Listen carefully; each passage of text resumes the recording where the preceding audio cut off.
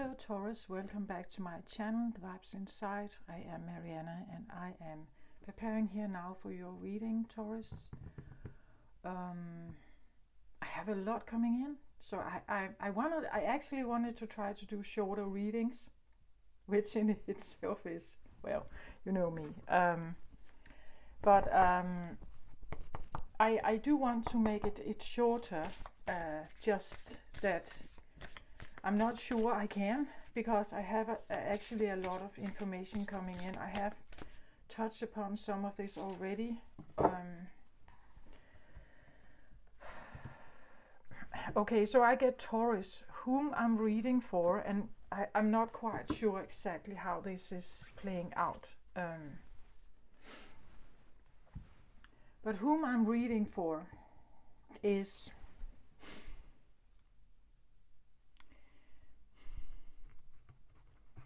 that there's a lot of incoming information that feels like a bit of a criticism to society. You know, it's like that it has gotten out of hand, like the balance of life and existence has gotten out of hand. But it goes even further than this. Like it's the rules and regulations and everything that is in society, that is part of society, is, first of all, it's a simulation. Like, it's not native to this world. It's like at some point in our evolution, we have separated. We still have a physical body like an animal. We reproduce like an animal. We eat like animals do and drink like animals do. We poop as animals do. But our brain has decided to be something else. It's like our brain is not really in true contact with nature, our biological self. We do have the drives, the desires, the physical desires that go with we have the war instinct, like the attack instinct, the flee instinct. We have some of these things are still there. Our brain still has the amygdala center, the reptile brain, but then there's something else.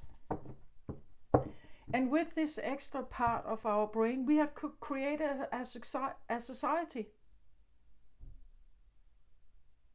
It was started once and it's still here, and we are the only ones participating in it.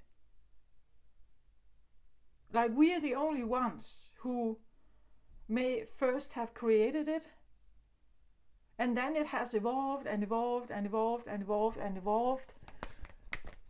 Probably it all started because there was something good to be found in it, but now it has become out of hand. Now there are so many rules and regulations and sanctions and punishment and penalties and prison and all kinds of stuff that is prohibiting actually ordinary life, or what we would call our wild life, the life that we actually are if we were not in a society.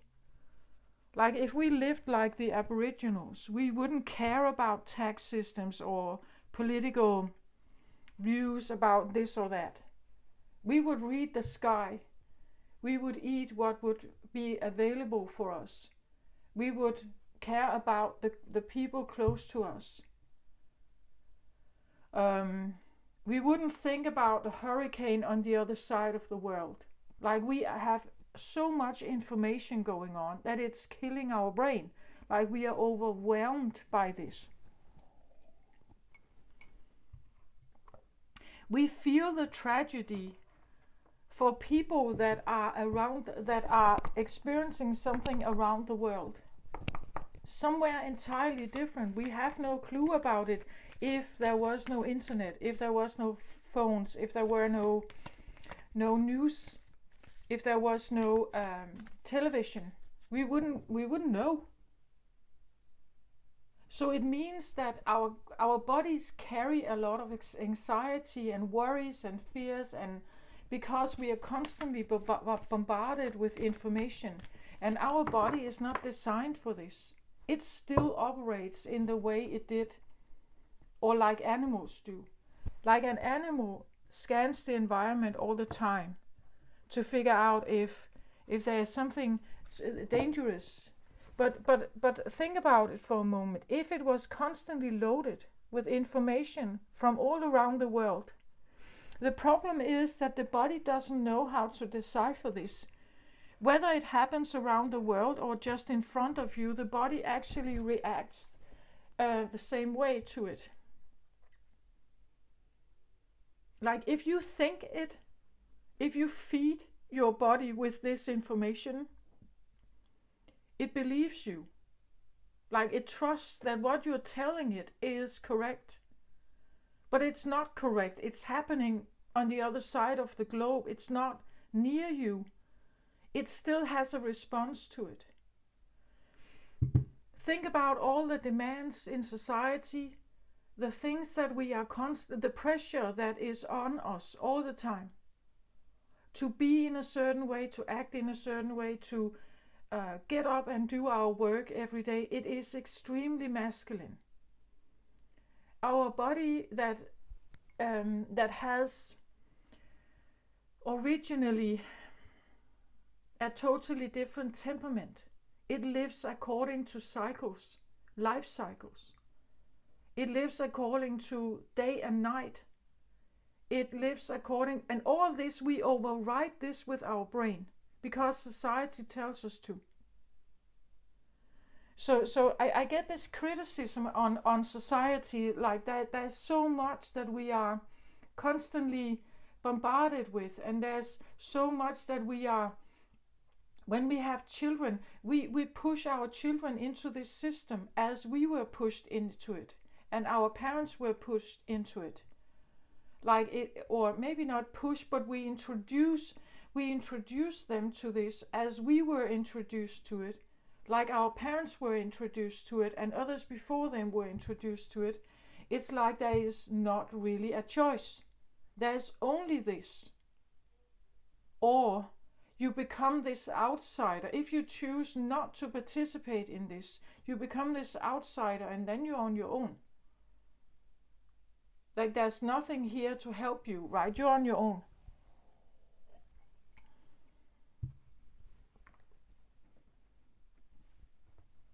I get a whole vibe of like this idea of how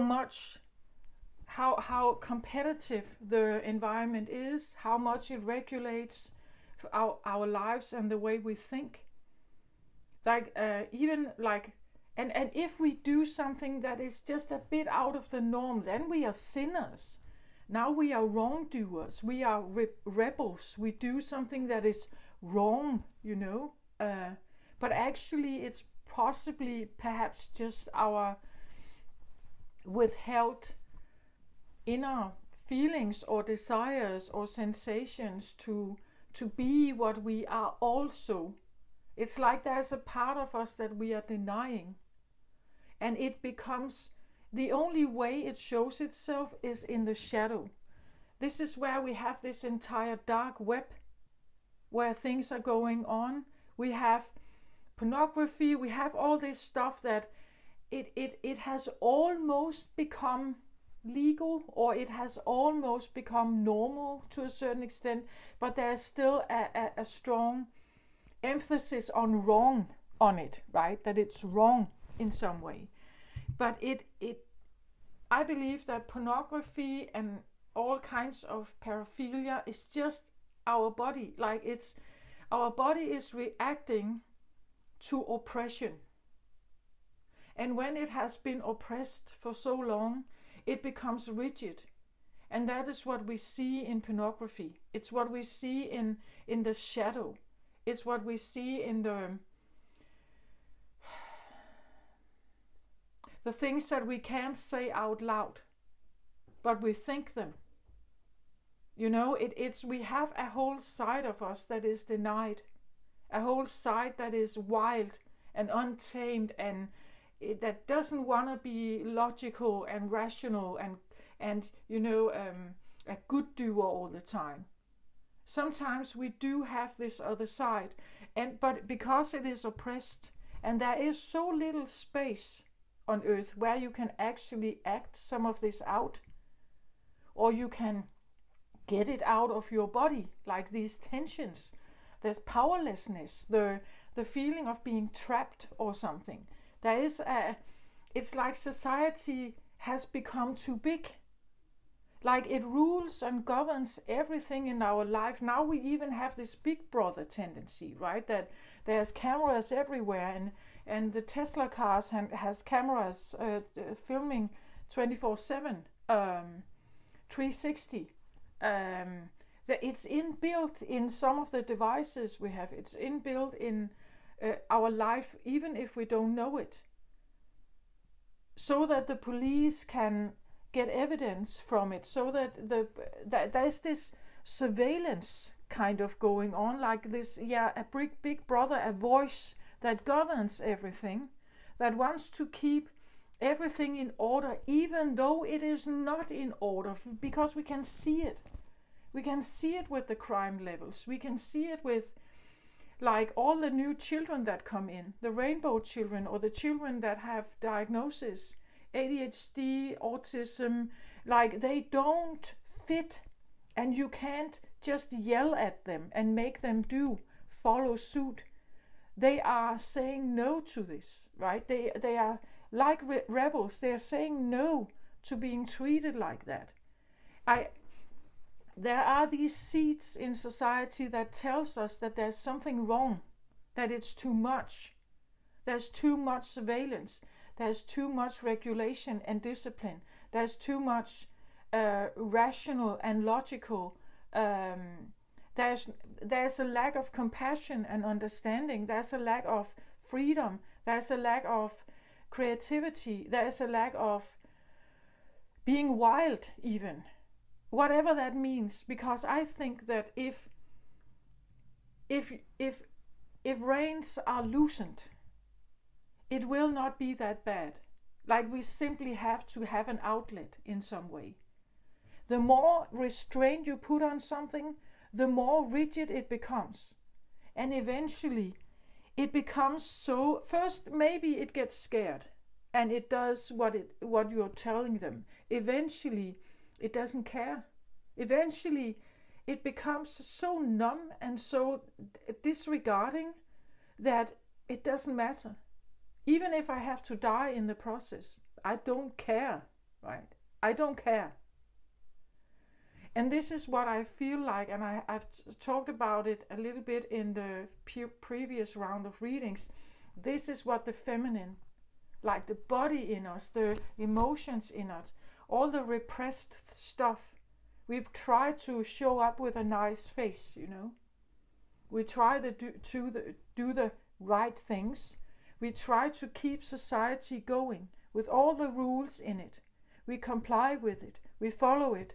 We show up every morning, 9 to 5. We do whatever we are told to get our paycheck, to go home, be with our family, pay our bills, and then have this maybe rather ordinary or anonymous life. Because we don't want the eyes on us. I know that some do, right? But those who are trying just to live almost this invisible life, you don't want your eyes, the big brother, on you, right? You don't want more pressure. You want less pressure. So you just comply and you just do whatever you are told to do. You pay your taxes, you pay your bills, you pay your mortgage. You don't complain. You just go along with it. But this is where I'm saying that deep underneath, it keeps something under lock. There's something murmuring here. There's something that is stirring. And I've said it before in the previous reading. It's like you can only do this for so long. Like when you neglect something that is very vital, like our body is very vital to us. It needs stuff. It needs connection. It needs touch. It needs to sense and feel and scan with it's like we have taken this away. Like we have taken the function of the body away from us. We scan through the brain. We scan through like society lenses. We scan what is right and wrong inside society. Society only exists for us. It's not really a natural thing. It's like something has I don't recall it. I saw a documentary about this, like cult leaders, right? There was one. He was talking about this alien god that was talking to him, and he talked about what this alien god would come here to do, and they had to prepare like a home for him. I don't remember what he was called, but it was an alien god, like someone from outer space. And they were supposed to build like a village or something for him, like a station, an arrival station for him, right? And it had to be built with very certain, you could say, architectural structures. And for some reason, he had followers. For some reason, people believed in this. For some reason, and cult leaders have this way of persuading people. And that's what I feel like is going on Earth. It's like we are persuaded by some kind of voice, almost hypnotized into it. But there is another side of us that just can't seem to be under lock anymore. And that's what I feel is going on in society. There's something stirring. It's like there's something coming slowly but surely coming to the surface where people start saying no. We start saying no. We start to rearrange our lives. We want some of this, the plan, the structure, the discipline, the focus, all of this, it's too much. We need looser reins. We need to be able to breathe. It's like we get strangled, right? Eventually there is no airlift. You can only strangle a people until a certain point, then you will have a revolution. You can only starve a people to a certain point, then there will be a revolution. Because they have nothing to lose, they will die anyway. That's what I feel. It's like something is here that says, but this cannot go on. Like if this, because it's a voice that never stops. It keeps requiring something of us. It never stops. It's like a machine. I've said this before about society, right? It's like it's governed by some kind of hypnotic machine that just keeps asking more and more and more of us. Those that are masculine, they probably do okay here. Those that are feminine are starving. Like we are literally dying before we're dying. Because the feminine part or the bodily part of us is retrieved out of our system. We think masculine. We think like masculine. We are programmed into like the design of participating and keeping the wheels spinning and the voices loud. It's like propaganda. I really don't believe that many of those officers during the Nazi war liked the idea of killing the Jews. I don't think this is humanly possible to override something that special in you unless there is a sense of almost like a brainwash. I don't believe that. How can there be this consensus around the world, especially in civilized societies, you could say, around the world? Why is it that there seems to be the same voice governing everything? Where does it come from? Like even like Eastern society, who have had like Japan, for instance. Like Japan has now these billion, you could say, extremely large cities. And what do you see? What is the work ethic in? Like they work extremely long hours. They live in very little spaces. They have very little spare time. They work all the time. It seems like it's kind of artificial, right? We build these buildings. We live in the buildings. We have billboards that are always saying something to us. We have television. We have screens. It's artificial in some way. Where does it come from? It's not natural to this world, to Earth.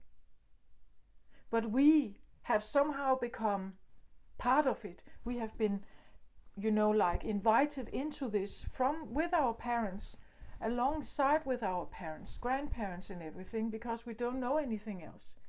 I don't even know if I should survive in nature without a home, without all the conveniences I have now in my life. I don't even know how to do that. I don't even know how to kill an animal per se. I can't shoot a gun. I don't know how to like arrow, and I don't know how to do that. I have no real sense of, like smelling the air. I know that I can feel the moist in the air when thunder is coming, but reading the air, reading the sky, reading the wind in the leaves. I don't know how to be a hunter, right? I'm totally and utterly dependent on the grocery store and everything. I don't even know. I'm not a scout. I don't know how to build a fire. I don't know. I'm so far away from like the life that was once here. And we are building this society, and we are believing that we are doing something important. We participate in something important, but for what exactly? Like, what is it? Why is it important? We can live with way less than that. Like, there's so many things in society that is unnecessary. And then there are, trends. It's trendy to have a big house. It's trendy to have this kind of car. It's trendy to have, so we must have this to be like the right people, to belong to the elite. There's something about belonging to an elite or to the best version. Or maybe it just talks about not being an animal. That we want to separate ourselves from being animals to something else, but we have forgotten that we still have an animal body. We try to forget that and redesign it and whatever, plastic surgery, whatever. You can do whatever you want, right, if you have the money.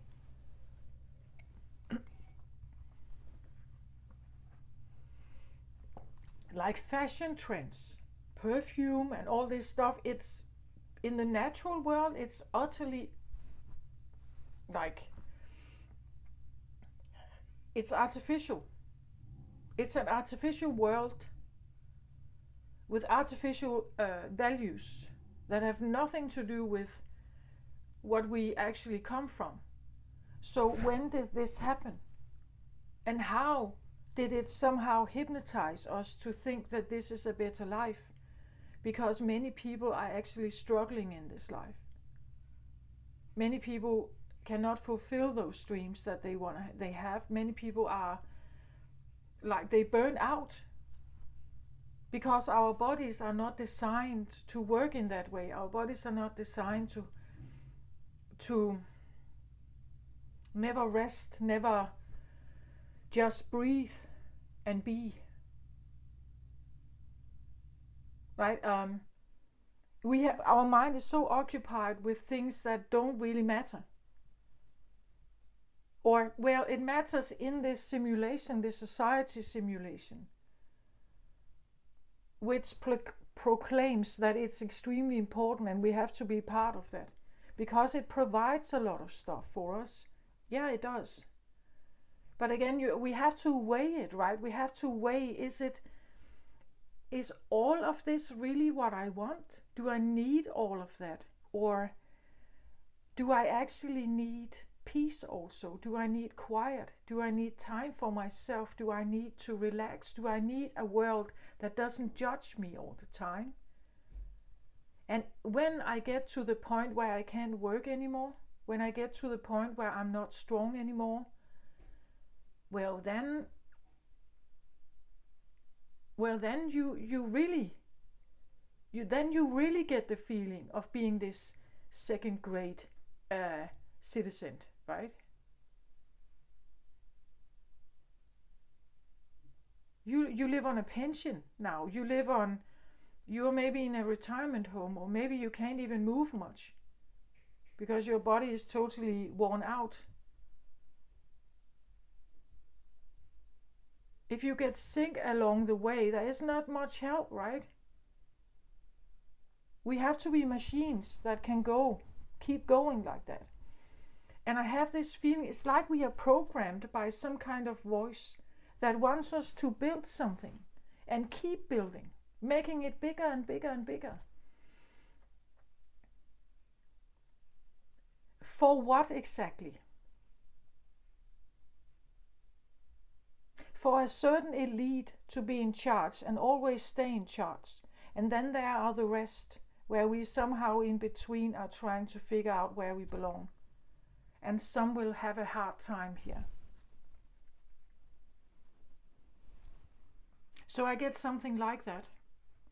And I have the yellow here and the crown chakra, meaning that there is something about being brave enough or having strength enough to leave perhaps, or to go in a direction that is where you are led, where your crown chakra leads you, where your knowingness leads you, your higher self, your guidance are leading you in a direction, but it takes strength to go there. It even takes strength to maybe speak about it.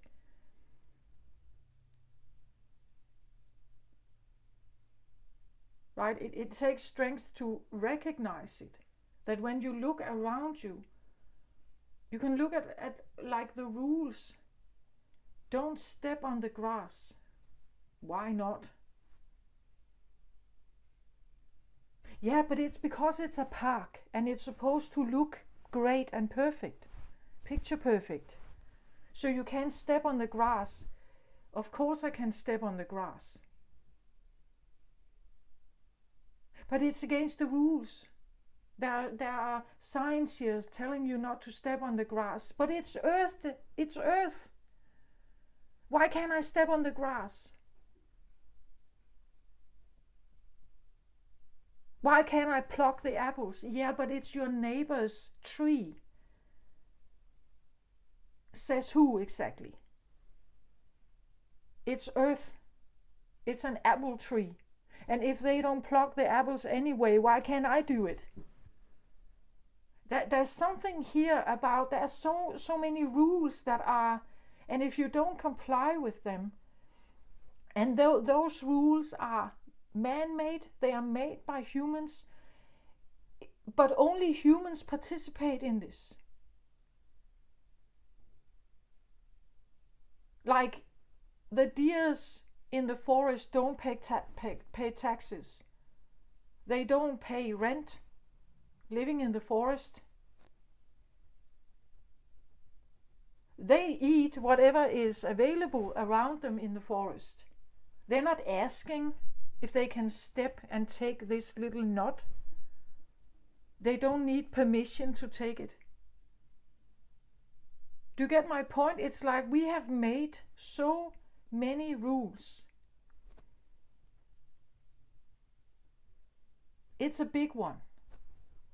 It's very big and it controls everything in our lives. And I have this feeling that slowly and surely people want to walk away from this, like it has become too much. People want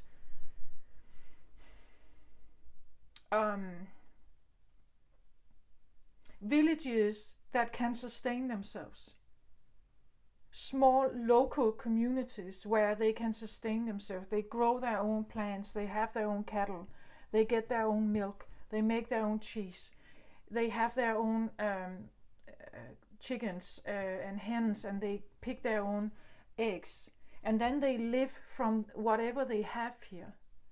And they rather want this than all the luxury and all the great glittery stuff you can have in society. They want very little of it, actually. When it comes down to it, wanting very little of it, because like the paycheck or the, if you participate in society, you put in your entire life there, your body with everything you have. You have to submit yourself to this set of rules, and you are in it for the rest of your life.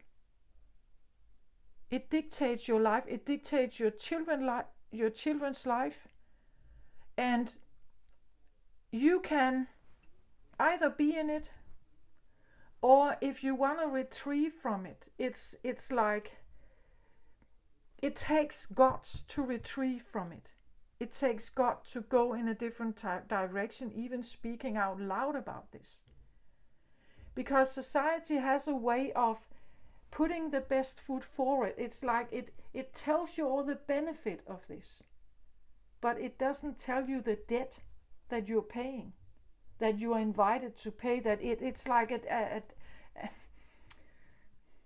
it's like making a deal, but then there is a debt. Like you are, like when you participate in this, it's like you said yes to something without knowing you say yes for the rest of your life. You don't know you're saying yes with all of you, everything of you.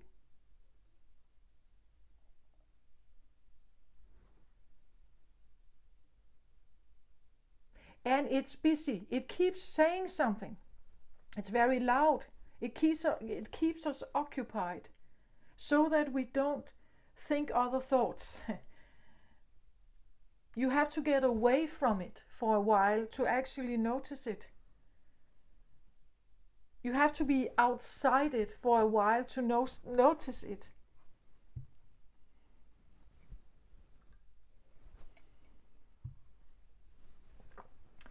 Okay, let's have a look at the cards. So I get something about that, and it's very massive, and I have a lot of things that come in, but this is like the core of it. It's that,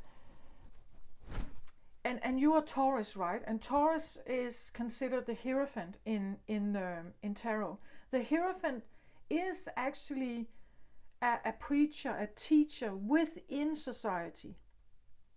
Like the Hierophant normally talks for institutions. Like he would be in favor of institutions. He would be in favor of law and legislation. He would be in favor of a higher way of living, so that we're not animals, right? We don't live like animals, and we are not left with the cycles of life. Like Taurus would talk about the benefit of having a society that makes sure that there is sustainable food levels around year and so on. There are education levels and so, but it has just grown out of hand, right?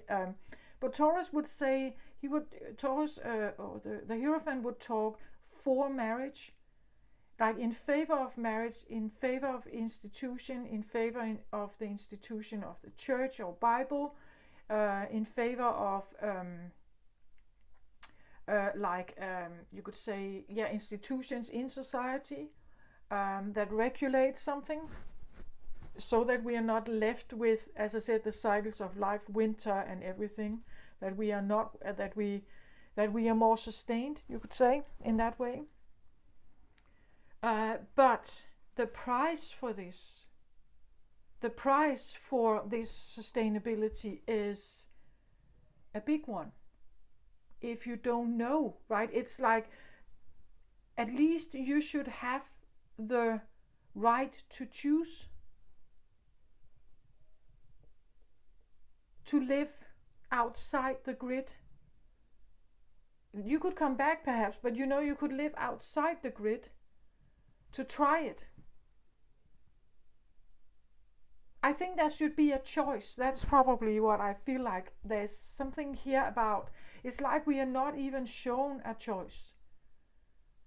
And when we are in society, as I just said, I don't even know how to live in the forest, right? If I wanted to say, okay, I don't want to pay taxes, I don't want to pay rent, I leave and I sell my belongings, I have my bare minimum, and I'm going to build myself a cabin in the wood.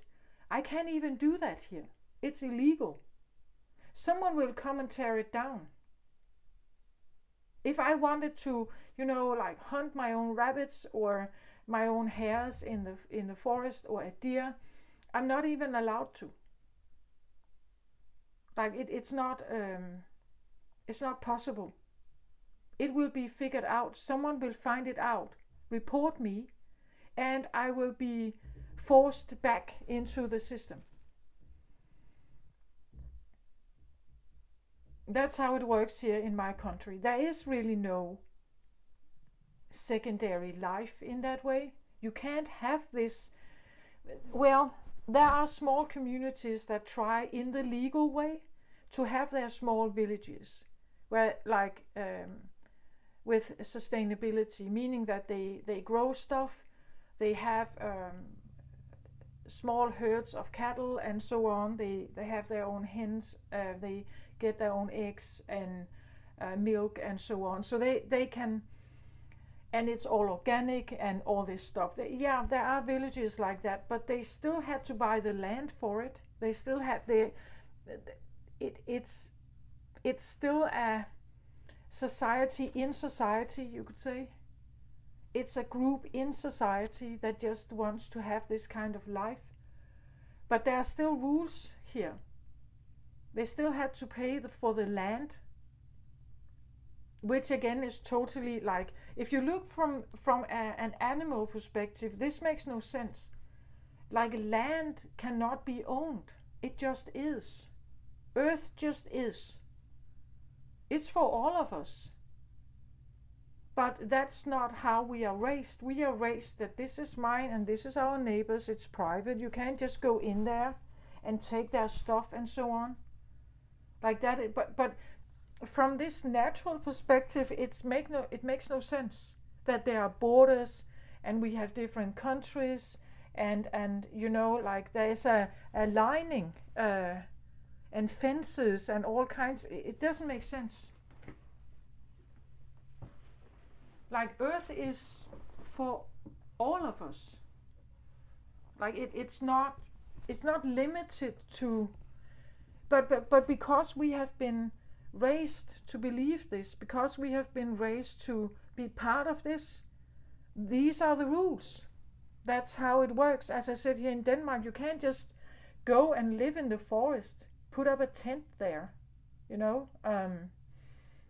well, you could maybe do it for a while, but it will be figured out and people will wonder what this is, and probably some people will call the police and ask them to go around and find this tent and talk to these people. Who are they? Why are they living there? Like, are they even Danes? Like, do they belong in this country, right? Are they illegal immigrants? What are they? Right? There will be so much suspicion to that kind of behavior. It's not normal. Even if you wanted to, it's not normal. So this is how I believe that, like, and we can live with way less if we could have more peace. I think the people that do the minimalistic living, they have figured this out in a way. It's about detaching from the things that that really don't matter in your life, because you're wasting a lot of energy on it. You're wasting a lot of thinking. You're wasting a lot of worry. You're wasting a lot of time on something that is not necessary. You're detaching yourself to something, or you're attached to things, but it doesn't make you happier. That's what minimalists say, right? They say that when you do this and you're sorting all your stuff and you're realizing, yeah, but there's a lot of this I actually forgot I had it. I haven't looked at it for years, right? Yeah, then it probably is not that important, right? It's probably not. But you know, we can have an entire garage filled up with stuff that you don't use. But we are taught to hold on to stuff. We are taught that we must have this. Like, to be a real handyman, you need all these tools in your garage, right? To be this, if you like gardening, you need all these gardening tools to have the perfect garden. And yeah, maybe you need some of them, but I'm pretty sure you don't need them all. But it's a way to get you to buy them, right? It supports consumerism.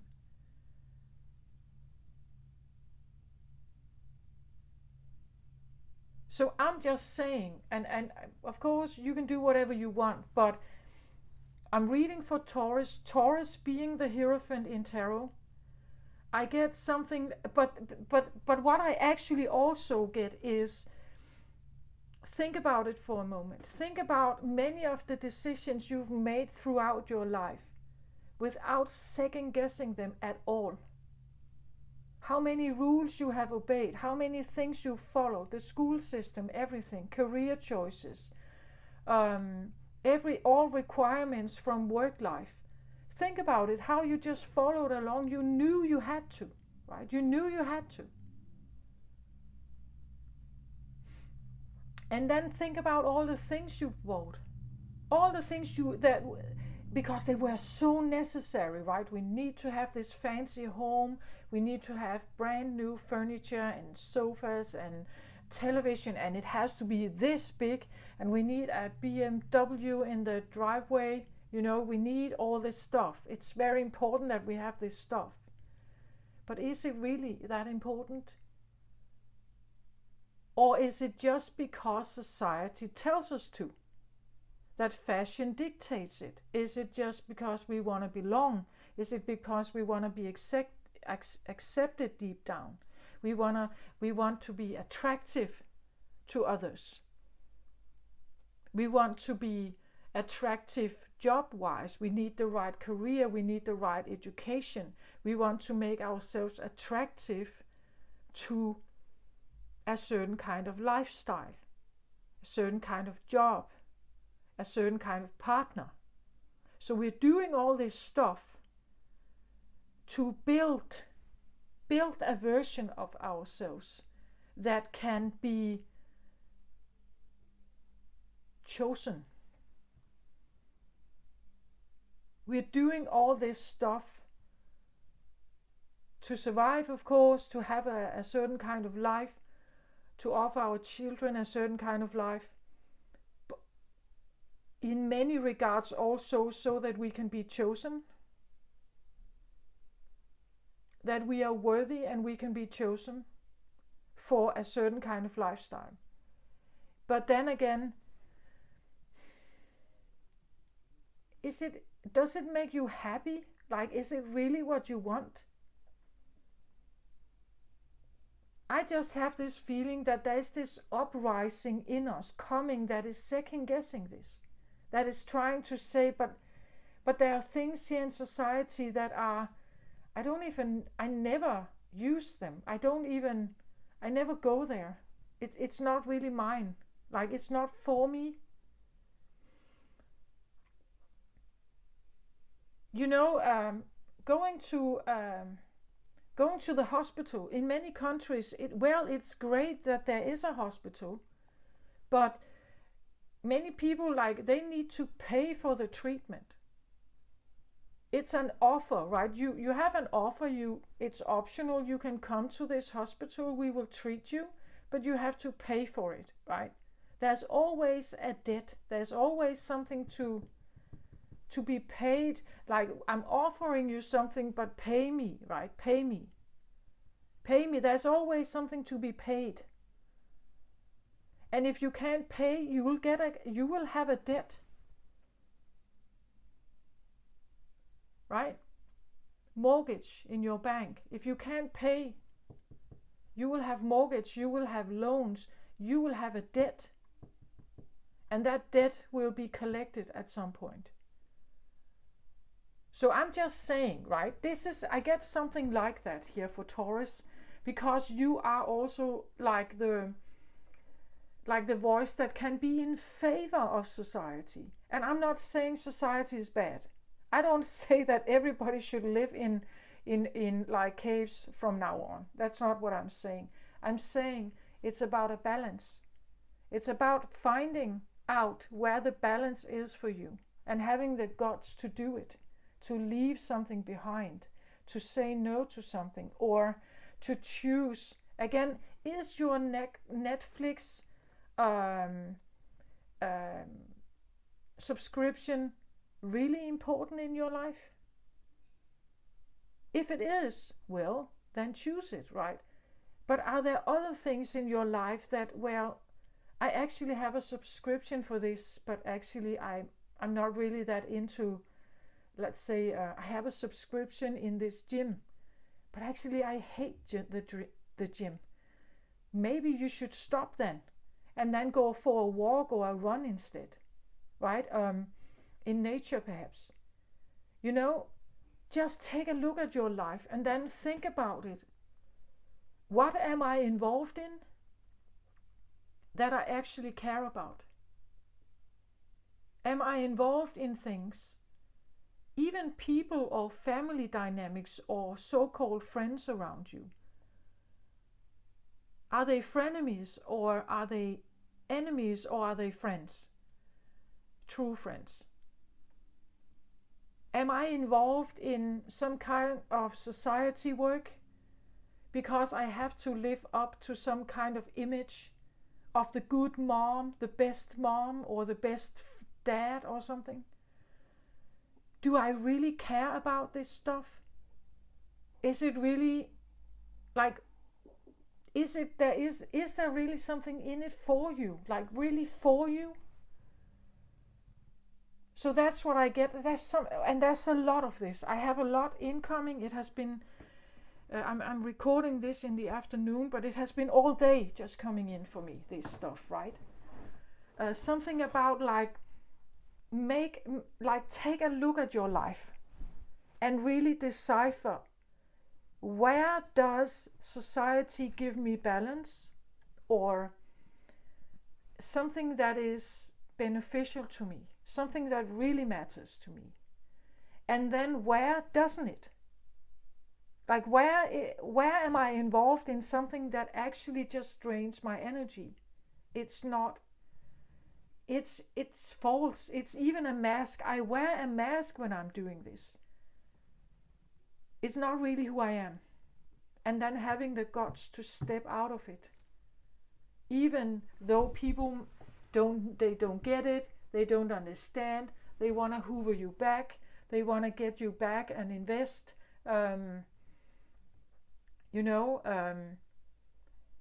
It's everywhere. Like, it's a very loud voice. It keeps asking us to be engaged in all kinds of stuff. So just that, but this is what I have, and I said I wanted to try to make short readings, and this is difficult to put in short. So let's get to the cards now.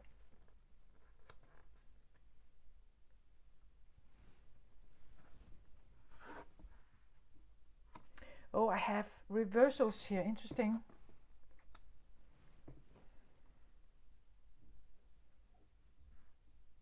So reversal card here. Brilliant beliefs reversed. I have surrender here in the root position, reversed. And then I have the Ten of Cups in the crown position here. So Ten of Cups, we could say this is like the happy life, right? The loving, caring, happy life. The rainbows, the unicorns, the best people in your life around you. A total balance between, you can see nature here and animals and a little water here, the green yard, the great, like the natural, a beautiful life, maybe in nature here, with the best friends that really care about you. You care about them. It's the best life here. Ten of Cups, right? Beautiful, caring, loving, compassionate, kind life here with the people you love, right? So this is on your mind, wanting a life like this.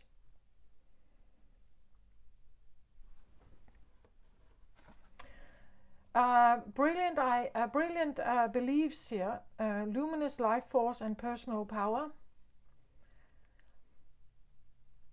It's reversed. Upright, this would be great, right? You would have the greatest ideas, brilliant ideas and beliefs and luminous life force and personal power to go and get what it is that you are occupied with here. That you're occupied with. But for some reason it feels like there is a disturbance here. Maybe you don't quite know how to get this life. Because as I just said, it's like we are in this society. It's a life like this is almost utopia, right? Like this is not how life feels like. Yeah, you can have moments of it. When you fall in love with someone, you can have maybe a few years of this. But you know, it won't last. It's not an ever, you know, and they lived happy ever after. That's not how life is, usually. We can have moments of this, but not an everlasting one, right?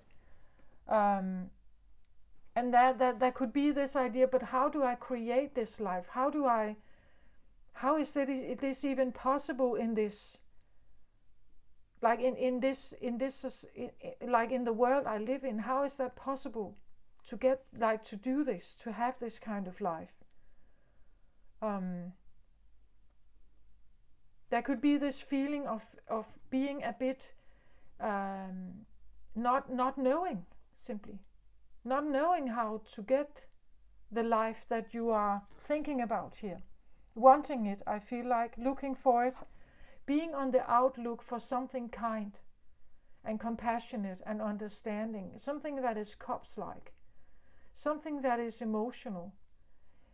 Maybe something that is even more biological, I want to say. Something that is natural, maybe organic, as I said. Something about living in the countryside with the best friends, in the cottage, you know, with the livestock around you here, not separated, not behind bars, not behind in caves, living a life that is way more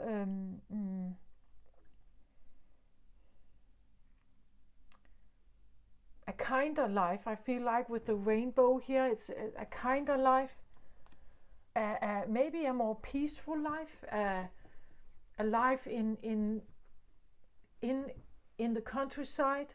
It's calm.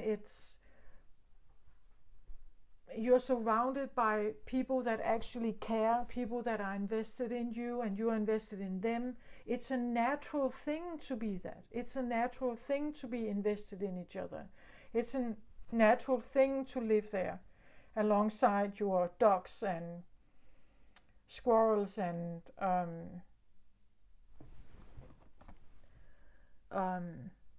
a beaver or whatever that is here. It's the birds and the bees and everything that it's, and the butterflies and you have your own.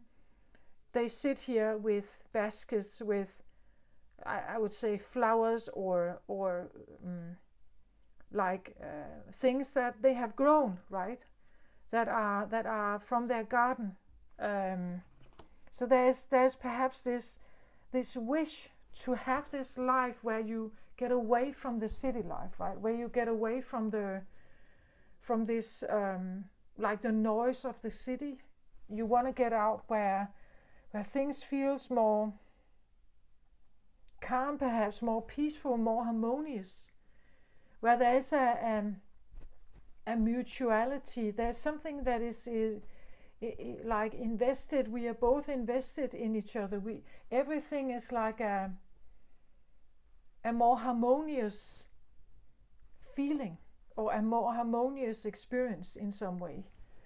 But then not quite knowing how to get it, because again, as I said, that there could be this feeling of, yeah, but I don't know how to maybe get the money to live here, or how will I sustain myself here, or I can't just move from the city to the country. Like, I need to have a plan, right? I need to have a plan. It has to be logical and rational. It has to be, I can't just act on my desires or my inner longings, right? I have to make a plan and you know, things like that. I have to figure this out.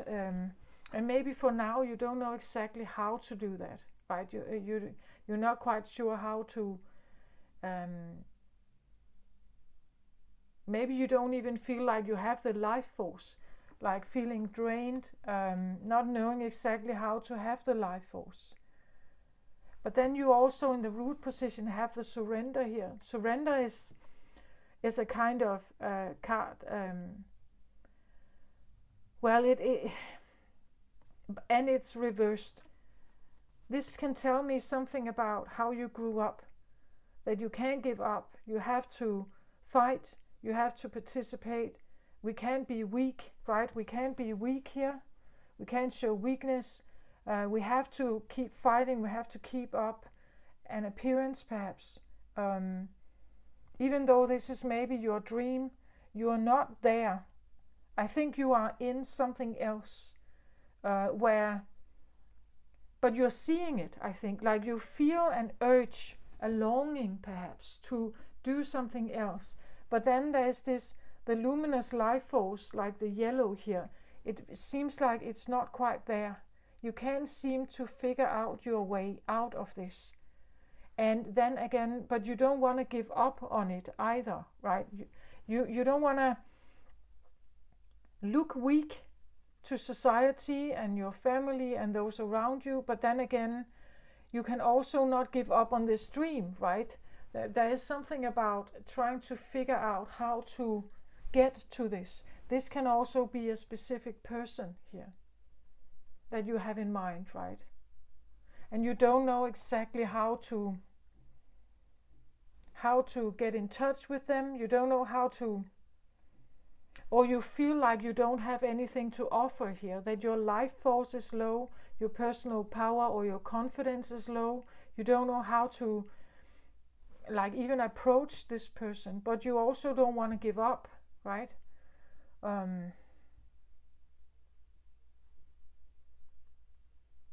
So this can be a particular life with a particular person that you're thinking about.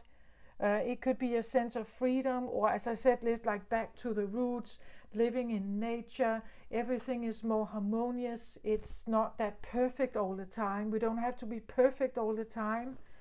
We don't have to. We don't need checklists. We don't need. We can actually breathe and be humans. We can actually be flawed in a way. It's just there's a kindness and a mutual give and take. There's a mutual interests. We care about the same things here. But then not feeling you have maybe the confidence to go and get it, right? But then also not wanting to give up on something here. Not wanting to give up on finding a person, or this could even talk about like a little community, like people where you have mutual interest, that you are invested in the same things, like family, you know, like this could be the feeling of I have come home because these people are like me, right? And I can't give up. I can't give up on this dream. I can't give up on finding it. I'm not sure how to get there. Like my confidence is like it's like lacking the confidence to do it. For now, this is like a dream or a hope or something, but not knowing how to separate yourself from your current life, perhaps. You could even be in a relationship, right? And you don't know how to release yourself from it. But you can also not give up on this dream of yours here. That's what I feel like. And I think it's more than just a partner. It's not about just finding a boyfriend. It's someone you can share your life with, right?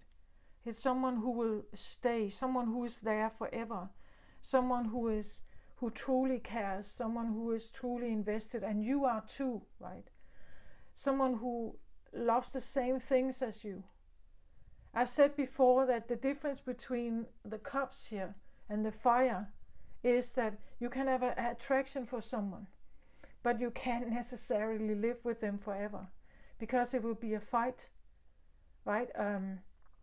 That is what the fire indicates. The fire indicates that there is a fire is always about some kind of dispute or some kind of, I feel, battle.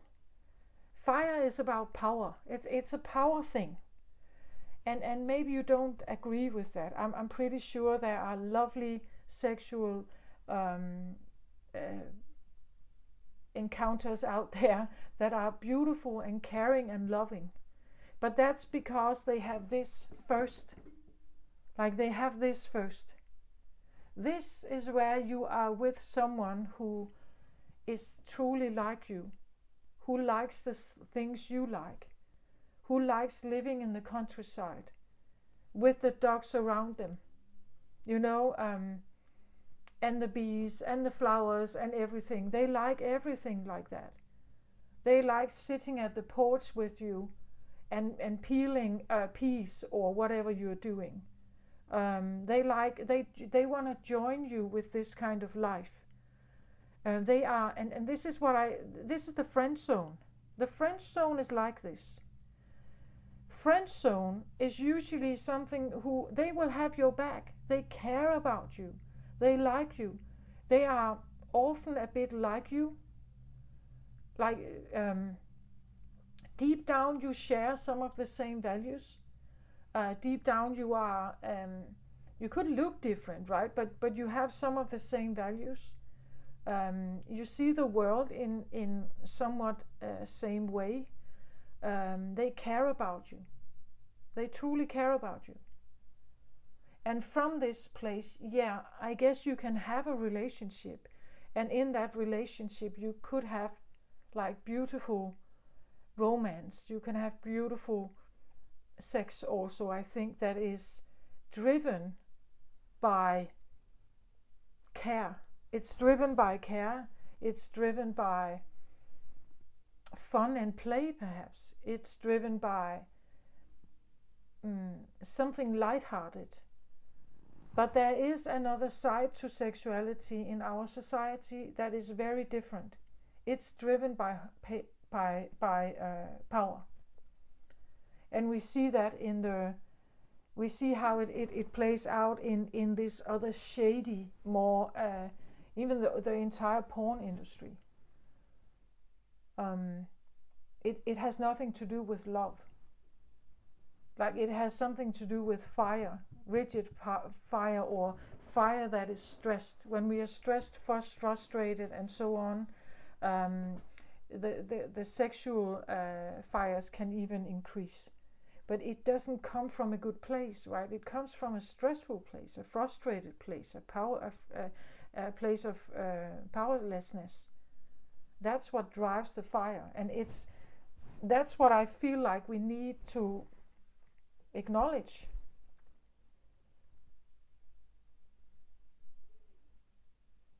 And the fire can become an addiction. I'm just this is just my opinion, you don't have to agree, but if you're on my channel, I guess that maybe I should tell you this, right? You just have a look at your life. You have a look at it.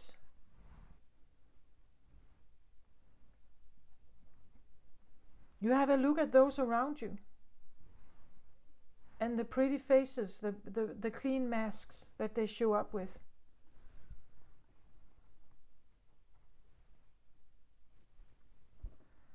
Okay. I want to have cards on these because I feel like there's a little more to be said here, I think.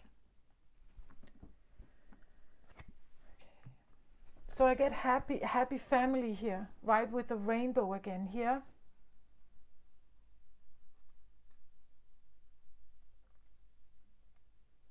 Like this is the same, right? This card, it actually should be like this. That would explain it, but now I want it here and it's reversed.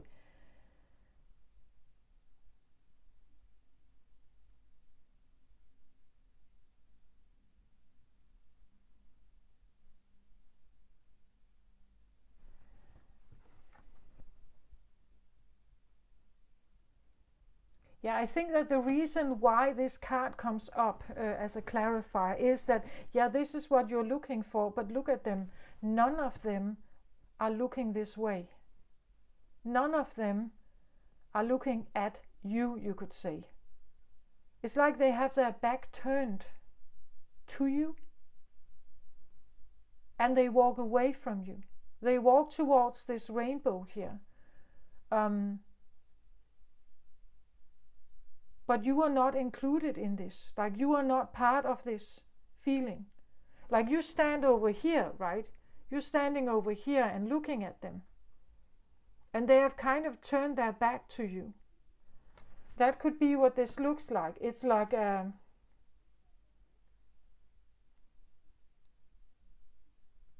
it's like they are happy.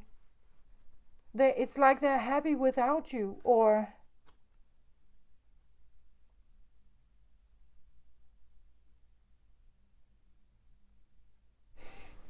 again here it says brilliant beliefs, luminous life force and personal power. This is fire energy. Life force and personal power. This is solar plexus. It's confidence. It's something about that. Brilliant beliefs.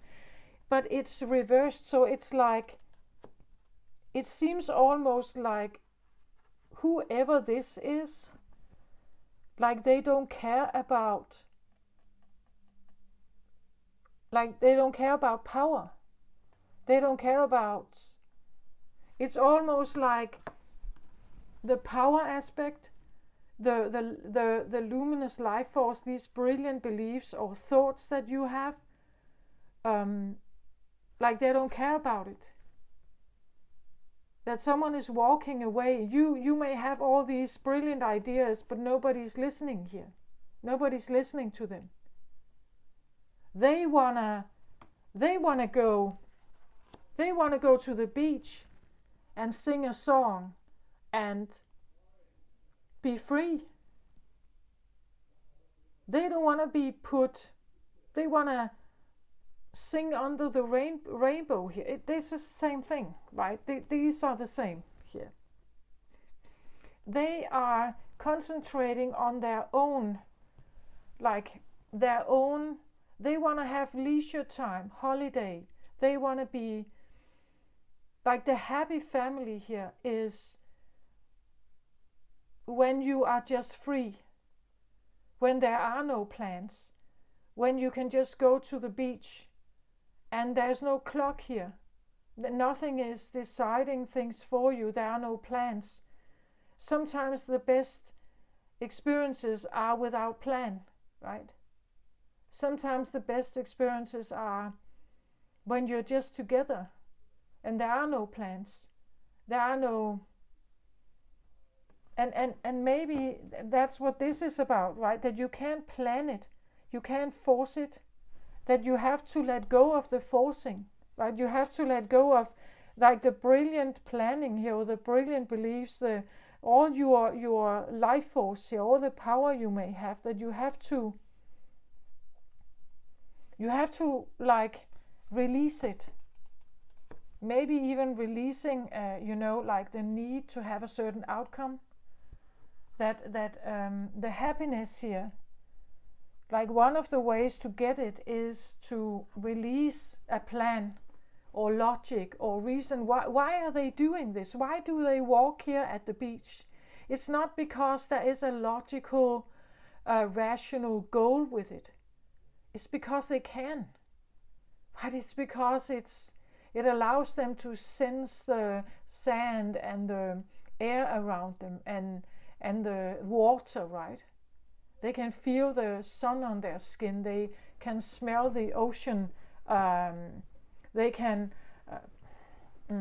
be touched by the water. They can, they can sense themselves here.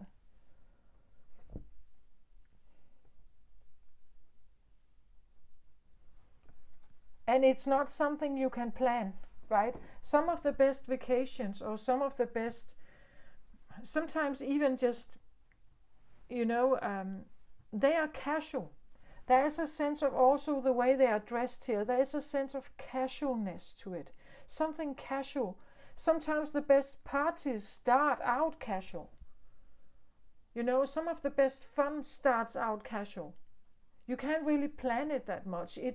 When you plan it, like a simple little change in the weather can ruin everything or can change everything. Sometimes it just has to be free and casual and without plan and irrational. Like what they are doing here would be irrational, right? It doesn't make sense necessarily what they are doing, but it does make sense. Right? It does make sense. But not to a logical mind. This doesn't make sense to a logical mind, but it does for those who participate here. It does for the bodies, right? The bodies need this. They need to hold hands, they need to feel each other, feel connected, laugh and sing and just bathe in the water and balance, perhaps, like they hold each other's hand, they are balancing, helping each other balance, perhaps, or they are maybe they trip over and they fall right into the water, but it doesn't matter, right? Because it's part of this experience. There is no plan. It is without clock. There is no time. There are no demands here. No demands. It's just what you want to do, right? If you want to dig a sandcastle, you can do it. If you want to lay there and sunbathe, you can do it. If you want to watch the sky and the rainbow, you can do it. If you want to bathe, you can do it. There is no real plan, right? And you can't force. You can't put force on people liking each other. You can't put force on a happy family. Like forcing something to be happy is not happy. It has to be willingly. Like to be a happy family must be willingly. Like they choose each other here because they like each other, then it's a happy family. There is a mutual respect for each other's needs or desires, or that's a happy family. You can't force a family to be happy. Right? Here we have this way of like thinking yourself to having a family and putting like maybe force on it, or to put your life force on it and personal power. It has nothing to do with that. Of course, it could be that you're wondering if you want to step out of some kind of structure to have the happy family, to get the leisure time. But it's reversed here, so maybe you don't know exactly how to do that, because again we have bills to pay and so on. But maybe you would like this, like maybe it's on your mind here. You would like this. You want this. You want the leisure time. You want it to be free. You want it to be vacation. You want it to be casual. You want it to be easygoing and lighthearted and mutual. Like there's a mutual investment. These people, they like each other. That's why it's a happy family. They like each other as they are.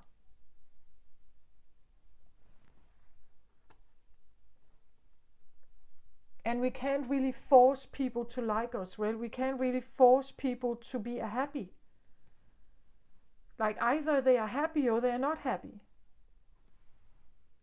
Like putting force on something doesn't make them happy. Maybe you're wondering here, how can I somehow, like maybe you want to use your life force energy, your power energy here differently. Maybe you really want to invest your energy here in trying to create this, having this around you, but not knowing how to. Why is this reversed? Why is this card reversed? It's like wanting to... It could be either that nobody wants to listen to your ideas, so you feel separate from the happy family, that they have turned your back to you. Either, or it's simply like you don't have much life force. You don't have, like maybe the bravery to actually state what it is that you truly are looking for here. It's definitely on your mind. You're very occupied with this, trying to figure this out. But it means that you have to like any attempt to want to force something or to have power or control in a matter. You can't have that here. Like a happy family never comes from control. Like it's not real then, right? It's a mask. It's an illusion. You can't force people to be happy here. They can act as if. They can put on a mask and act as if, but it will never be real. It will never be true. They will not truly care about you. They will not truly love you. But you are occupied with trying to figure out how to get that. How do you get a happy family? Well, you definitely don't get it by trying to control or steer something. And this is again what I feel like the Hierophant is maybe looking at something here. It's looking at something.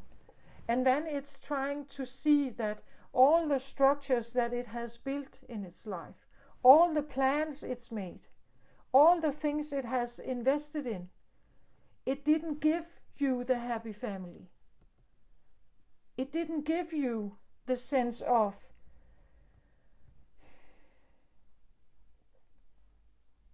relaxing also. Like that, this family can be relaxed around each other. Right? They can be relaxed and they are calm with each other because they know there is a mutual respect or there is a mutual sense of understanding. That is what defines this also. It is because there is an understanding, a sense of acceptance, compassion, and so on here. Kindness. That is what makes up a family here, a happy family. You can't force people to like you in that way.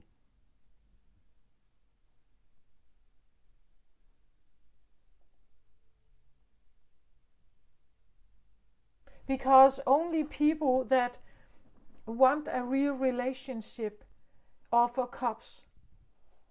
Like only people that want a true mutual relationship offer cups. People that don't want that, they don't offer cups.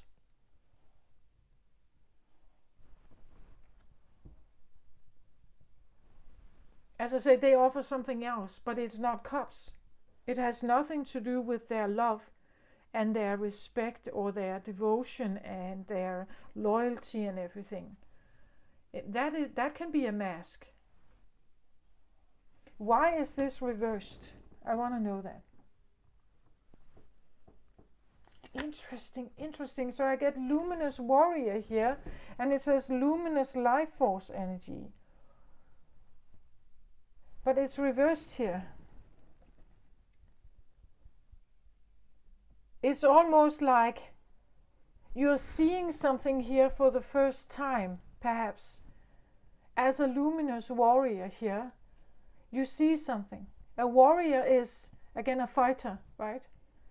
A warrior is driven by something special here. A warrior is driven by fire. Fire, usually, as a warrior, you want to win. First of all, as a warrior, you know there is an enemy. Otherwise, you don't have to be a warrior. Like if there's only peace, why be a warrior? The warrior shows up when there is an enemy. Then the warrior comes. The warrior is fighting for something. The warrior fights for a cause. It's almost like you have that the warrior in you is realizing that it can't be a warrior around family here. That warrior doesn't go with family.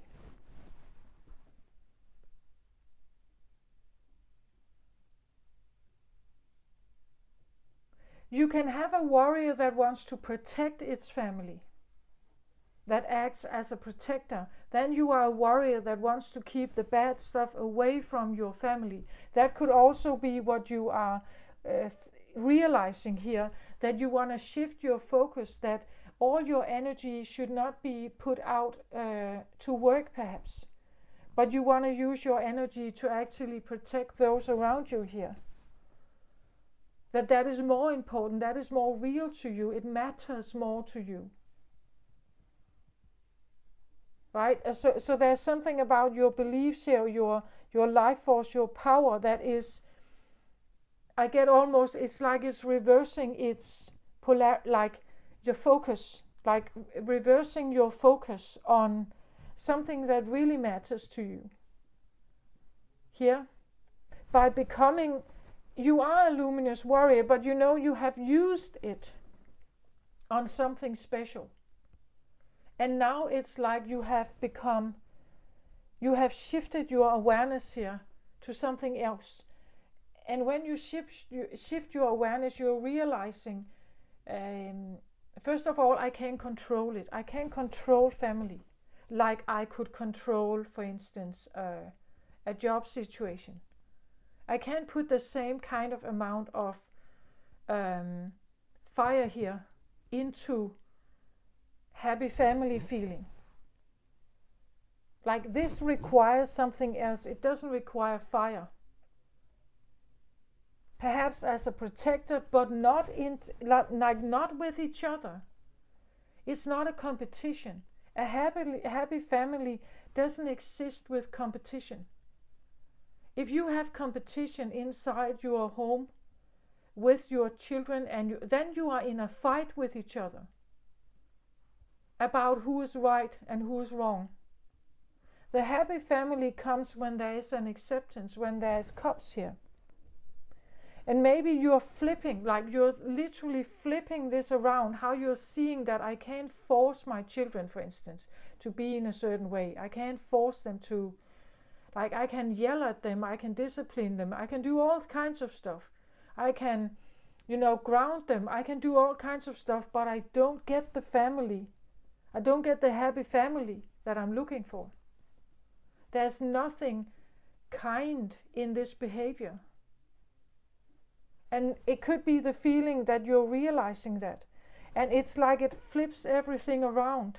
That suddenly you realize, I want to use my fire on not disciplining or correcting inside my home, but actually fighting for them, right? I wanna fight for them instead.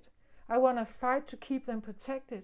And inside the walls, or inside our house, I want this.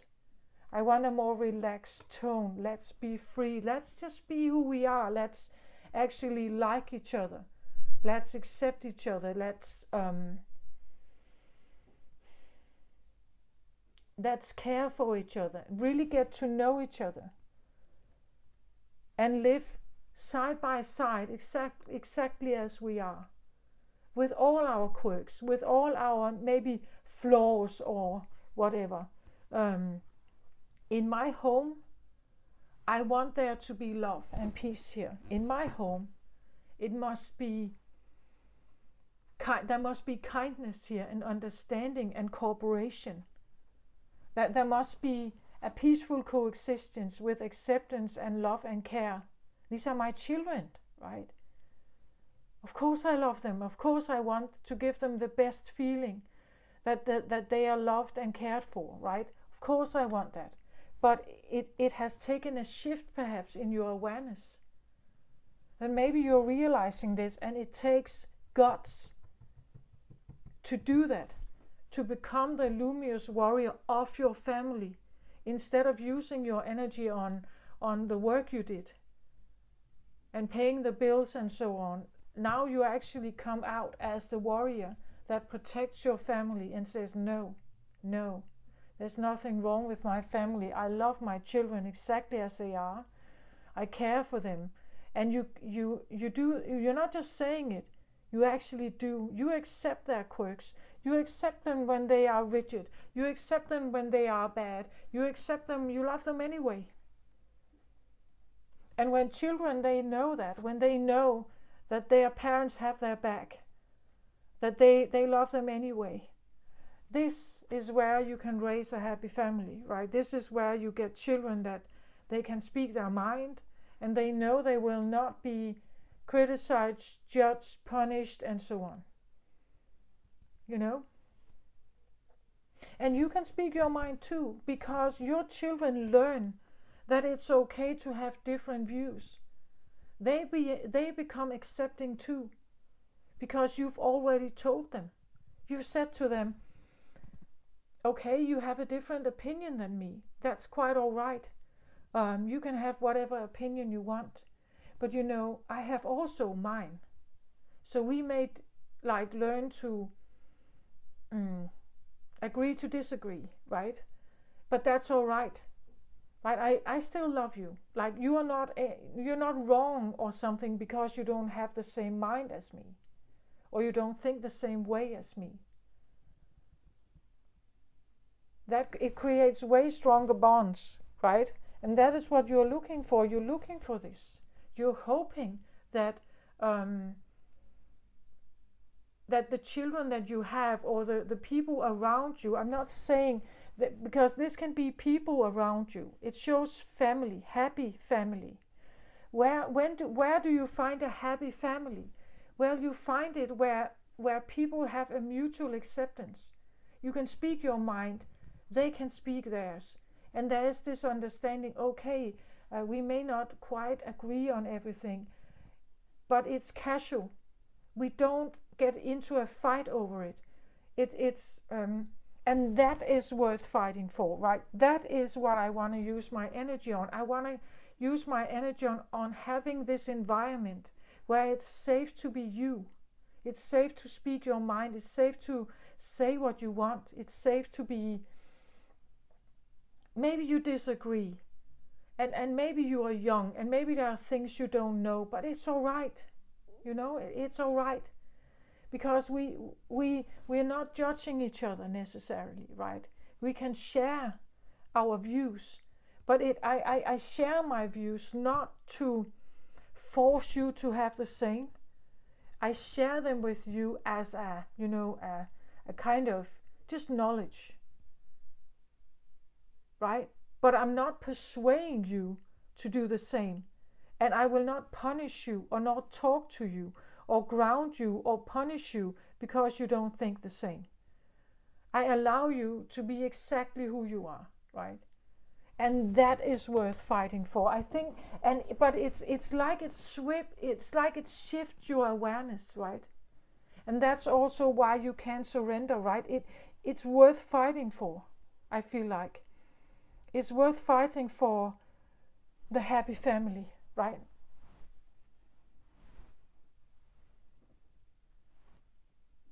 It's worth fighting for the love. It's worth fighting for the emotions. It's worth fighting for the caring, the compassion, the kindness. You say these are all feminine traits, motherly traits, right? But it's worth fighting for. That's what I feel like you have here, because this is luminous. We have luminous life force here, but then it's reversed. It's like, and it's on your mind. Why? Maybe you have been in like a situation where you don't feel that your family is loving and caring. Like maybe you feel like you haven't been there, and this is now what you want to fight for. This is now what you want to find. You want to have this around you, right? But again, maybe the ones you grow up with, maybe those who have been around you have been more absorbed in their own selfish game, in their own selfish needs, and they didn't show you this, right? And this is maybe what now you are looking for. That is what you want to fight for. That is what you are you are on the outlook of people like you, or who have this interest, who wants the same thing. So it's like focusing your fire in a totally different direction, perhaps. Okay, this card here, and I guess I'm way over 1 hour now. Yeah, of course I am, 1.5 hours. I knew it. Okay, surrender cards.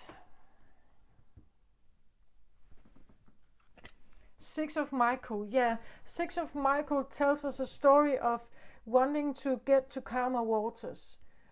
He comes from this storm here, right? And he is pursuing, like with his ship here, to sail or get to a clearer sky, where something is more honest, or there are no second agendas. There's nothing muddy or hidden or shady about something here. It isn't tumultuous waters. It's way calmer. It's more peaceful. It's maybe you've had family issues here where there has been a lot of quarrels, and you really want to get out of that. You need some kind of peace, right? You want things to be more, not such a fight, not such a struggle, not so tumultuous, not so harsh maybe. Like you're looking for something that is calmer, it's kinder. And you can't give up, right? You want to continue this journey until you find it. It could seem like you are on some kind of mission almost, that you have to shift your awareness about a more competitive way of living your life. Again, in this tumultuous place, it's competitive. It's about who is strongest in here. And who is going to, will your ship even survive in here? In the big waves and the thunderstorm and all the electricity in here. All the fears and all the power games that are in here. Will you ever get to something that is calmer here? Something that is kind? Something that is even interested in peace? Like, is it even possible to find people like that are interested in peace, that are interested to lay down these weapons, like to not fight all the time? Is it possible to find a place of peace and understanding in this world, or maybe where I live? Is it possible to find something peaceful and kind, where there are no threats, something where I can see the water, and there are no second agendas. There's nothing worry about, right? Is it possible to find such a place? I can't give up, right? I need to steer my ship here. I don't want to give up on the idea that there is something better, that there must be something better. So I'm reading for Taurus, you're ruled by Venus, so this is also deep down feminine energy. And it seems like Venus is on the lookout for something that is better for her. Something that aligns more with her, something more motherly, something that has soul, something that has kindness and understanding, wanting something and wanting to fight for that. So I think there can be a shift in Taurus energy here, like the Hierophant. There could be something about, are all these structures really good for me, right? Are all these structures, do I really like them, right? Is there a place here where I can breathe more freely, right? This could be the feeling that people are looking for when they leave society and they go and live half a year in a Buddhist temple, right? Like I need to get away from this tumultuous life. I need to get away of all this struggle, all this like power dynamics perhaps here, right? All this like harsh comments. This could even be like a harsh environment. It's difficult to be there. It's difficult to breathe. You can't. People are unkind, right? Such unkindness, so much shadiness, so much manipulation, perhaps. I don't want to give up on this journey. I know that power and force is not the way forward. I need something else here. And this is now what I want to fight for. If I really want to use any kind of fire, you can have fire placements somewhere else in your chart. But that is how I want to use it. That's how I want to use my fire, right? Or that's how I want to use my sexuality. I want to find something. I want to align myself with something that is like this, right? I need to be brave enough to leave my old ways behind, because what it gave me here was terrible times. I need more balance. Sixes are usually always about balance. Something about balancing. As I said, we need something else in our society. We need something to be more of this. And there needs to be more of this. There needs to be more kindness, more heart, right? We need more heart.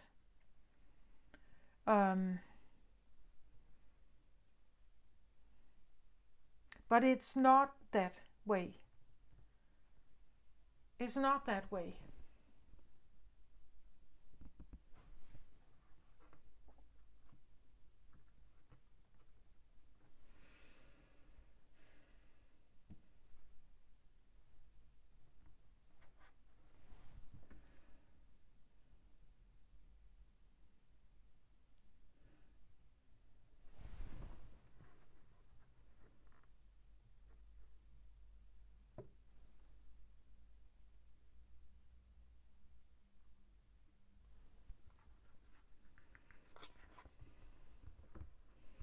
So in the crown position here, I take the Divine Feminine card, especially if you are guided by something here, intuitively guided.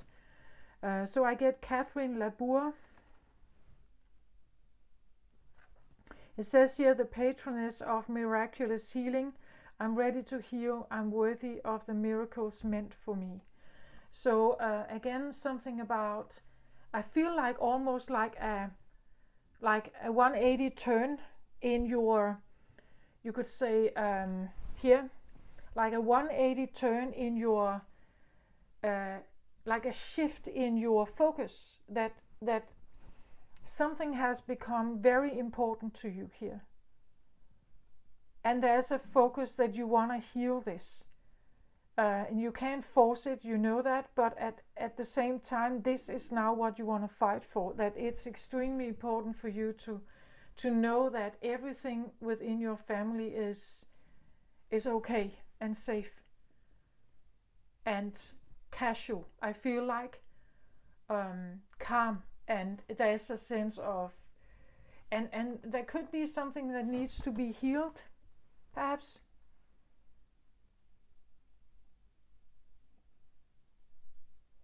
Ten of Cups is connection.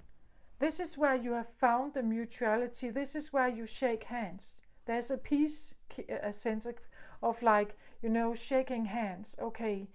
Uh, or a truth or something, like we don't fight here, right, anymore.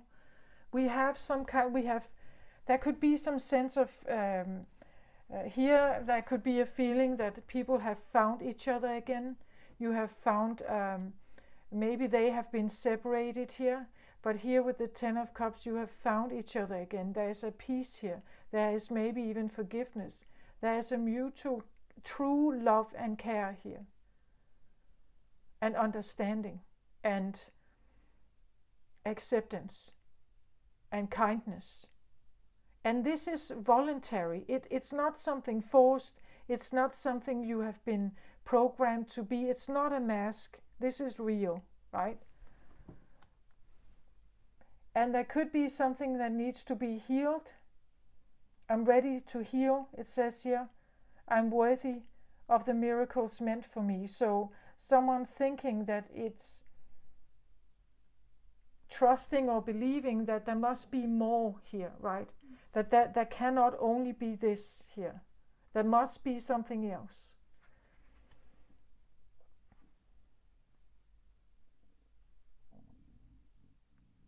Something freer, something with fresh air. I get that feeling of this fresh ocean waves and fresh air, right? Something that is light and free, and it's, again, they are dressed in white clothing here, which also suggests honesty, clarity, transparency. There are no lies, there's no betrayal, there's no withholding, there are no masks. It's truly and utterly, honestly happy here. Like the devotion and the care and connection is true, it's honest, it's real. It's not a mask, it's not a game, it's not a play. And someone here is kind of awakening to this idea that this is what I want to fight for. This is important to me. I want these clear, like, I want that, right? I want it to be like clean air here. There could be something about cleansing the air between you and someone, right? Someone you may care about, but needing to cleanse the air because it has been rather foggy or tumultuous or even hostile here. And needing to get that out of the way, right? Needing to get a sense of connection back here. And someone is ready to heal also, meaning that they are not stubbornly standing on their own beliefs. They are recognizing that a family can consist of so many different energies, and for everybody to feel happy, there has to be a general acceptance of who you are and what you are interested in and what occupies your mind and what choices you make, even the ones that go against what you believe in. That acceptance, tolerance, understanding is a way of having a happy family, but it's not a one-way street, right? It has to be the other way too. Like someone has to present you with this as well. This is when you get the Ten of Cups. This is when two people can sit here and have a mutual exchange and sit in acceptance and understanding here and talk with each other because they truly care about each other. Not just because one cares and the other one is selfish, There is something about that, and you're realizing something here, that sometimes it can be worth the while to, try to clean the air between you and someone else. But you still have to remember that depending on what they are driven by, if they are still selfish, if they still want to just get their own needs met, you can do nothing about that. And the happy family you're seeking here may not even be your family. Like it could be your biological family. This can be friends. Maybe you will find them a very different place. Maybe this is a community you have to look for, where there are certain beliefs and values. And in that group, you could say, you can maybe find what this is.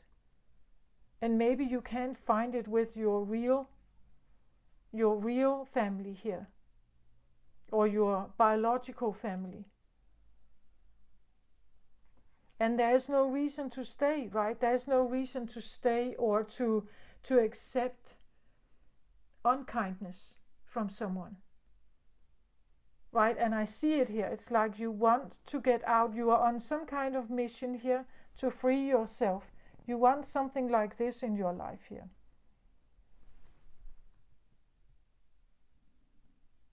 And you can't force it. It's not something you can force. You can just be aware, and you can be illuminated or woke, or what you want to say. You can be educated here to look for the right things, right? And that is perhaps what you want to use your life force on. That you wanna create maybe a community where people can literally have this feeling. Maybe this becomes your mission, right? But not something that can be forced. Not something you can. It's a voluntary thing. That could also be what this is. It's like, well, you can have brilliant ideas. You can have your life force energy, your personal power here. But in order to get a mutual heart exchange, we have to be a bit humble. Like you cannot just come in with force here and like dictate something. That won't work, right? It's something about being humble. It's something about being able to listen. And that can be now what you want to fight for, right? This can be your new life choice. This can be what you want to like invest in.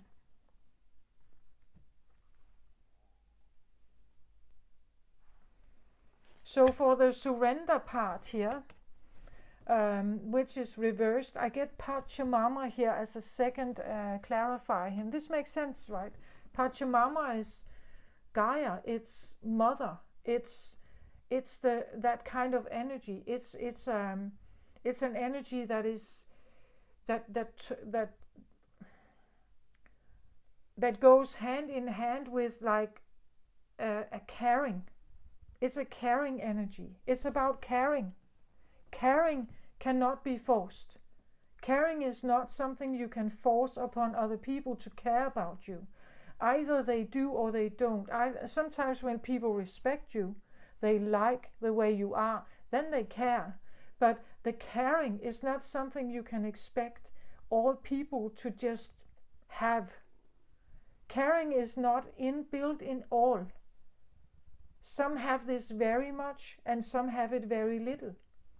And that is a part of the mother, right? The mother energy accepts all of her children, no matter what kind they are. We could say this can be kind of a Jesus energy, right? Jesus said, let all the children come to me, because there are none of them, no matter what they look like, no matter how dirty they are, no matter how much, whether they have,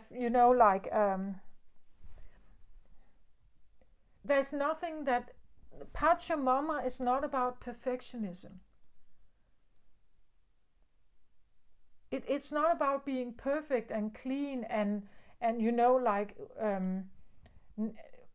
all the children can come to Jesus if they want to get to know him, if they want to know what he is about.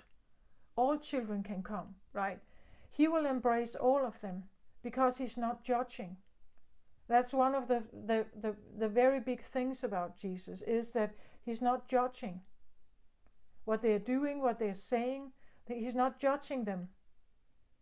That is Venus energy, right? This is the mother, right? Who cares for all her children, who cares for all living life here on earth, who cares for all of us, because she doesn't judge.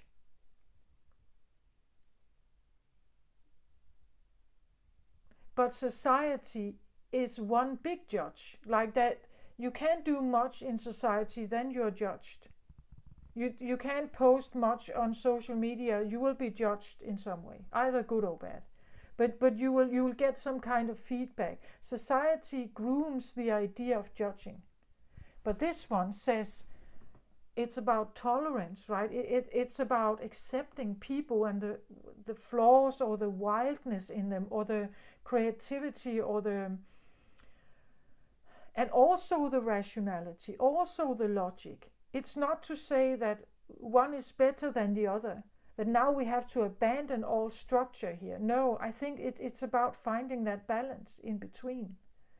It's about seeing the good in both qualities, seeing the good in society, seeing how it actually really helps humans. But there's a lot going on in there which is not helping. It's actually just making life very difficult and busy. And there are things to be found in nature here, Pachamama. There are things to be found in our biological lives, right? We can give up, like we can give up on our biological lives. We can't just surrender, because we are not artificial beings. We are a hybrid. We are both. Our brain can think in very. It's interesting also how we our brain can create artificial life in artificial life. That's our brain can keep inventing artificial life in artificial life. Like society is already one of them. Then inside this, we now have theater. Theater is fiction. Novels are fiction. Films can have a sense of resemblance to society or historical events or historical times or even futuristic times, but still it's fiction. We create and have always created with our mind artificial life. Films are artificial, virtual reality is artificial. You can even say pornography is artificial. It's not real. It's a story. We tell stories with our mind.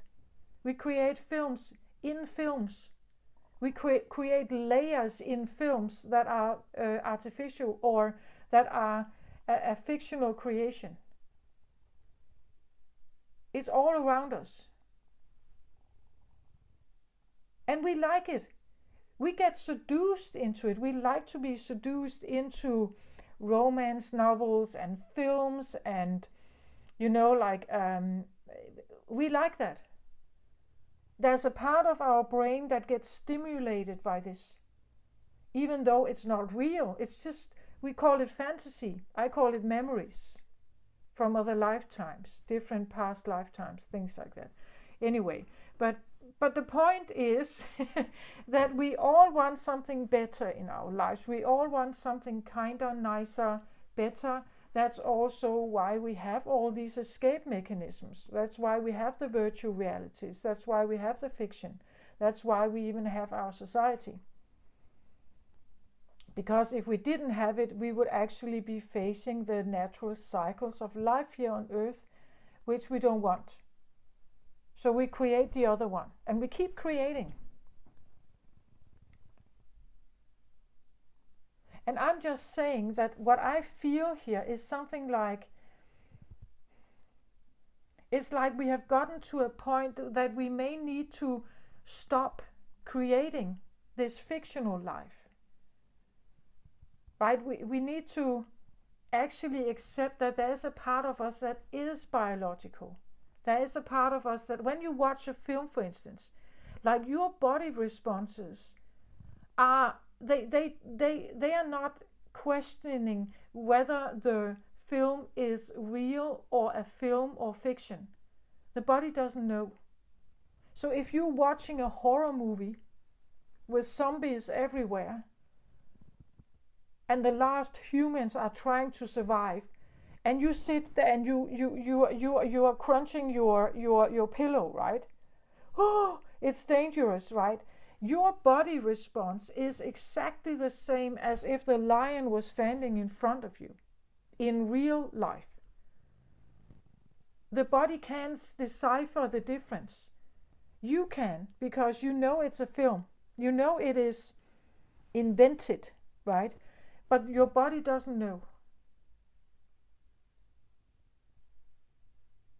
We can inflict pain on our body. We can inflict fear responses and all kinds of adrenaline and stuff on our body, and it's fictional. It's not even real. But our body doesn't know it. It is experiencing it as if it is like true danger right in front of me. Of course we get stressed. Of course we feel powerless. Of course we feel, it's because our body is following the instructions of our brain. So our brain is like you could say the control center, and the body has to go along with everything the control center does. So if you sit down and watch a horror movie, your body has no say in it. It has to sit there and experience this, interpret it through your brain, sending all the signals to the body. Your body has no say in this. Of course you get cortisol, stress hormones and everything. Maybe you can't even sleep, you have nightmares. Because of this film, an invented danger. You don't have to look at it. You don't have to look at it. It's like the news, you don't have to look at them. Not to say that it's invented, but it's not just for you, because the danger is not in front of you. You don't have to. This is what I talk about. It's something about deciphering what you have to, like what you choose, deliberately choose to have in your life, even if it's fictional. Just know that you're putting it on your body. If your body is already stressed out, you have nightmares, you have insomnia, you can't sleep, you feel life is too burdensome and so on, then stop it. Stop doing this. Stop putting more on you. Do something else that frees you, right? That takes all the terrible feelings here away. Terrible thoughts and feelings here. Like you need something that is not this. We are bombarded by this all the time. We don't have to look at all this social media. We don't have to look at all those different scary movies. We don't have to look at the news all the time. We don't have to.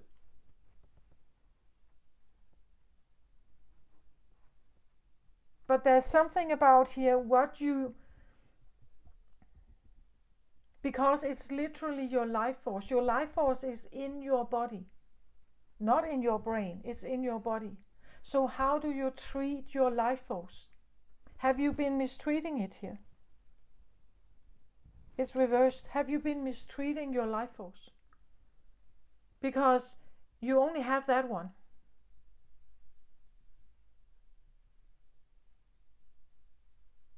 And if life force is your family, and you have been mistreating your family, no wonder they turn their back here. No wonder there's something to be healed. You see? So this is what I have, Taurus. It's very interesting energy because it can take you right from a very personal experience up to society. It's almost like the Hierophant, the biggest speaker and for society, that favors society and institution and law and regulation and, you know, discipline and focus and everything, in order to make a good society for humanity. But the problem is that it has grown totally out of hand, and there is a big shadow aspect here as well. A lot of power, hidden power struggles.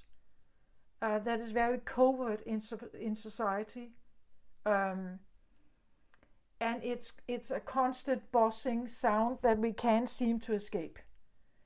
This is the problem, and I think someone is realizing some of this.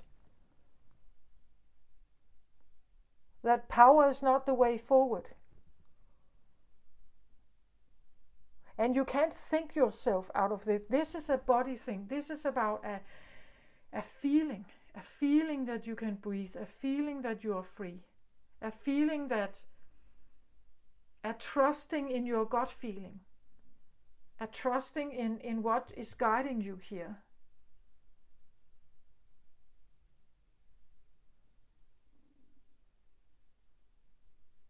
You will know that when you sit in front of a person like this, you will know, because you can feel it. Your entire body will feel this.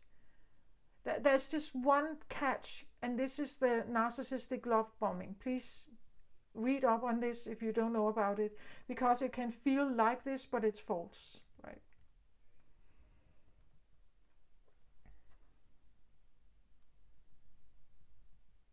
So this is what I have. I hope this helped somehow out there, Taurus. Difficult energy, I think. But Venus is meeting up with Jupiter right now, and for me, Jupiter is like this magnifying glass. Sometimes Jupiter can really highlight something, and when Venus is here, it's like Venus gets this like a monic, you know, like getting glasses. You can see something way more clearly. That's what I think. And again, Jupiter is a benefic, so he wants something good for Venus, right? When they join each other, it's like they want something, create something good together. So he's trying to show Venus something. Something that for her to be more happy, she needs more of something and less of something else. And that's what I think this is about. And I think we all feel it to a certain point. Of course, if you are Taurus, you probably feel it a lot. If you are Taurus moon, personal planet, yeah, you will feel this. And I have felt it for a long time coming, that there's something stirring underneath everything.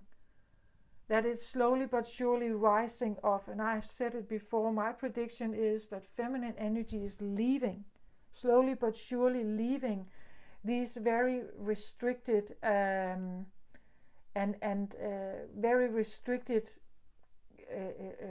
almost like change, you could say. Something that changes us to something very restricted and logical and planned and disciplined and ordered and something like that.